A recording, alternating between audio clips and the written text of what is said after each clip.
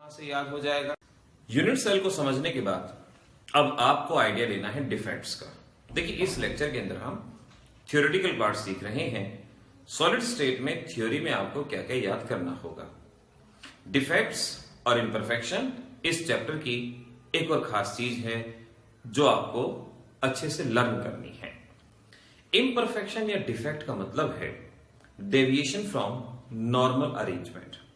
जब कोई भी चीज अपने नॉर्मल अरेंजमेंट से बदल जाती है, डेविएट हो जाती है, उसे इम्परफेक्शन कहा जाता है। जैसे सपोज हमारे पास ये कोई सॉलिड है। अब इस सॉलिड के अंदर ए और बी दो तरह के पार्टिकल हैं। इनमें कुछ भी चेंज आ जाए, ए चला जाए, बी आ जाए, बाहर से सी आ जाए, किसी भी तरह का चेंज यहां पर अगर हो जाए उसे इम्परफेक्शन यानी डिफेक्ट कहेंगे।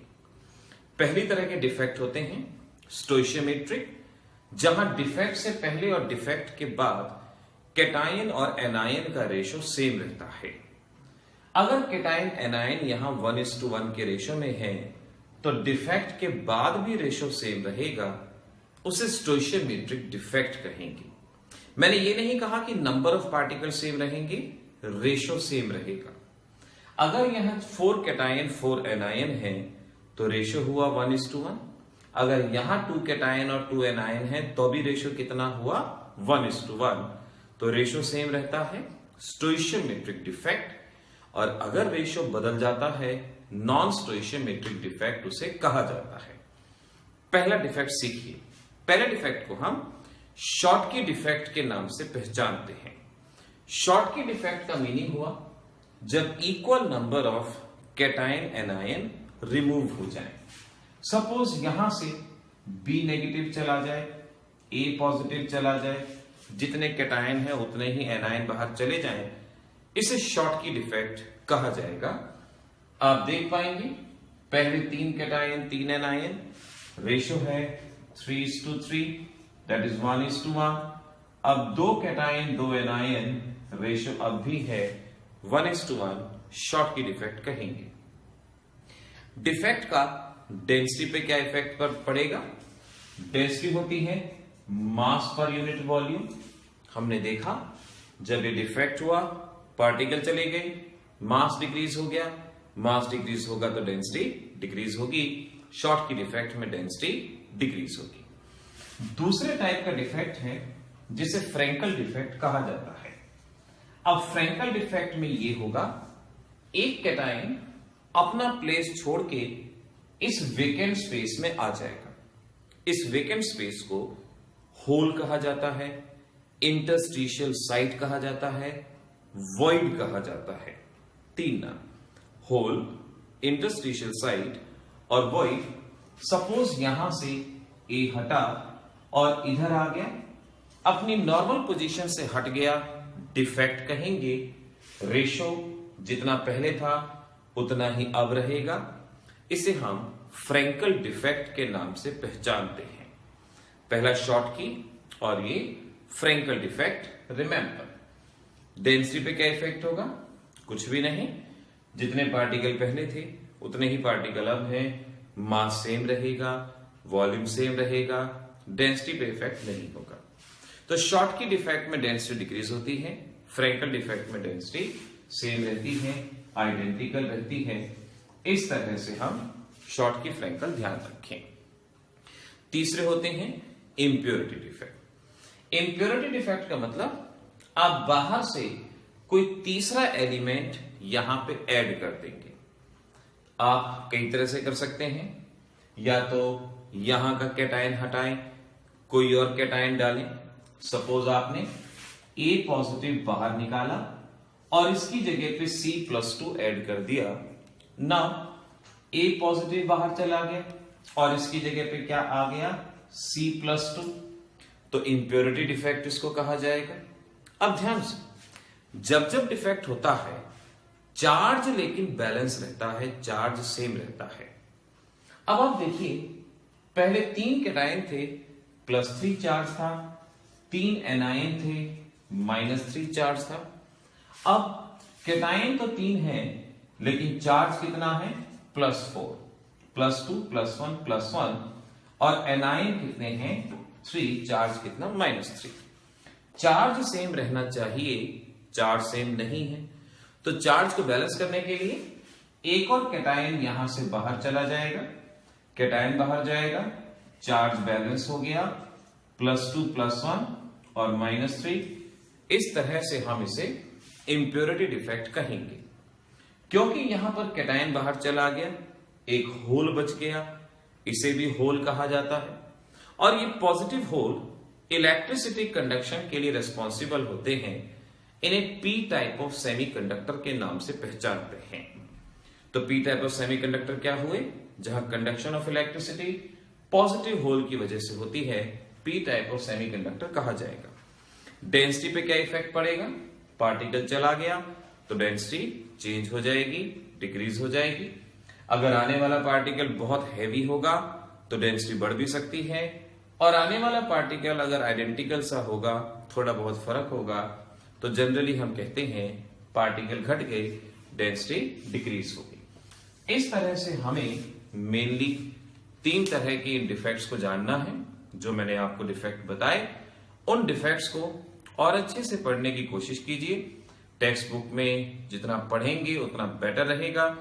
अगर आपने इन बातों को समझ लिया है, अब आपको अपनी बुक में से समझना भी आसान हो जाएगा।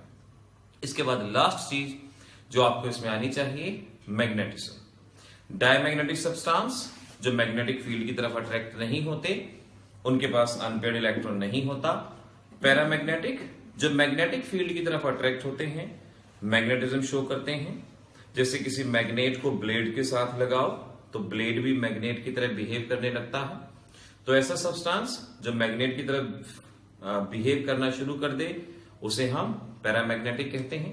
फेरोमैग्नेटिक जो लार्ज मैग्नेटिज्म शो करता है, जिसमें बहुत ज्यादा अनपेयर्ड इलेक्ट्रॉन होते हैं, उन्हें फेरोमैग्नेटिक सब्सटेंस कहा जाता है।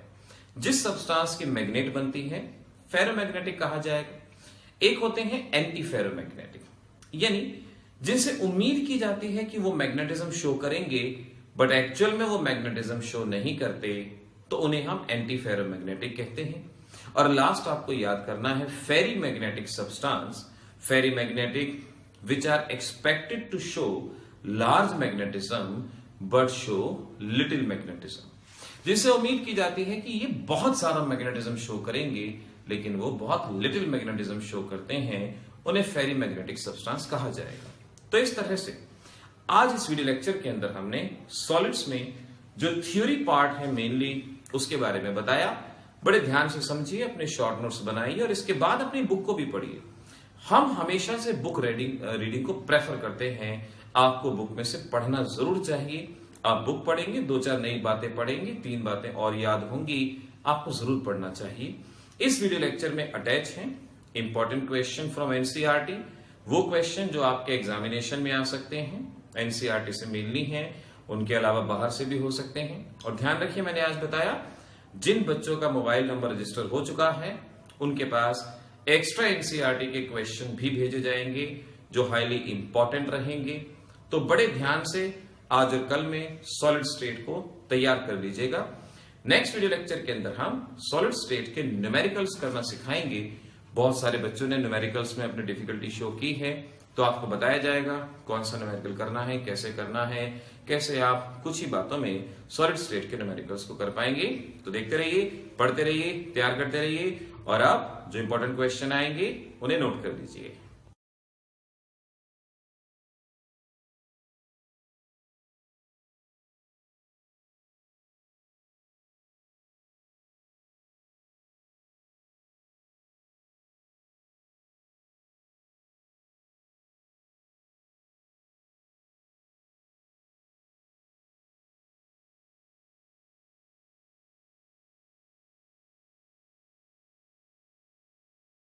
सॉलिड स्टेट में फाइनल चेकलिस्ट चेक कर लीजिए, क्या ये सभी चीजें आपकी तैयार हैं या नहीं हैं, क्योंकि अब एग्जामिनेशन की बारी है। जरूरी है कि आप फाइनल चेकलिस्ट जरूर चेक कर लीजिए। क्या आपने difference between octahedral and tetrahedral word किया है? क्या सीसीपी, एचसीपी, एफसीसी इनकी डेफिनेशन याद की है, इनमें डिफरेंस किया है या नहीं किया? कोऑर्डिनेशन नंबर कितना है, ये किया है या नहीं किया? इसको जरूर चेक कर लीजिए। उसके अलावा आपने सभी डिफेक्ट और डिफेक्ट्स का डेंसिटी पे क्या इफेक्ट होगा, शॉर्ट की डिफेक्ट, फ्रेंकल डिफेक्ट, ऐसा कौन सा डिफेक्ट है जिससे डेंसिटी इंक्रीज होती है, ऐसा कौन सा डिफेक्ट है जिससे डेंसिटी डिक्रीज होती है। इस तरह से आपको इन डेंसिटी को, इन डिफेक्ट्स को तैयार करना होगा। पैकिंग एफिशिएंसी की वैल्यू आपको याद करनी होगी कि हर तरह की यूनिट सेल में पैकिंग एफिशिएंसी क्या है। 13-14 कंपाउंड, 14-13 कंपाउंड किसे कहते हैं, डोपिंग के अंदर ये टॉपिक आएगा। क्या ये आप तैयार कर चुके हैं? एनसीईआरटी एक्सरसाइज में इस तरह के जितने भी क्वेश्चन हैं वो आपको कर लेने चाहिए। मैग्नेटिक प्रॉपर्टी के अंदर फेरोमैग्नेटिक, पैरामैग्नेटिक, एंटी फेरो, फेरी मैग्नेटिक किसे कहा जाता है, ये आपको यहां से आ जाना चाहिए। फॉरबिडन जोन किसे कहते हैं, कंडक्टर, सेमीकंडक्टर वगैरह के लिए इसकी वैल्यू क्या होती है, ये आपको लर्न करना चाहिए। स्ट्रक्चर्स में से फ्लोराइड स्ट्रक्चर और anti fluoride, fluoride CF2, anti fluoride structure क्या होता है, स्पाइनल और इनवर्स स्पाइनल स्ट्रक्चर क्या होता है। वैसे ये कभी पूछा नहीं गया, लेकिन एग्जामिनर पॉइंट ऑफ व्यू से आपको कर लेना चाहिए। सीजियम क्लोराइड का स्ट्रक्चर क्या कोऑर्डिनेशन नंबर है और Z की वैल्यू क्या है, जरूर करनी है। और एनसीईआरटी में से और प्रीवियस ईयर में से न्यूमेरिकल्स बेस्ड अपॉन डेंसिटी। तो इस तरह से चेकलिस्ट चेक कर लीजिए कि क्या आप ये सभी चीजें सॉलिड स्टेट में से कर चुके हैं। अगर आप कर चुके हैं फिर तो आपकी तैयारी अच्छी है, पूरी है, और फिर आप अपने कल के एग्जामिनेशन के लिए अच्छे से तैयार हैं। ऐसे ही आप बाकी कुछ और चैप्टर के लिए आगे फर्दर आपको बताते हैं कि क्या क्या उसमें फाइनली देख लेना हो।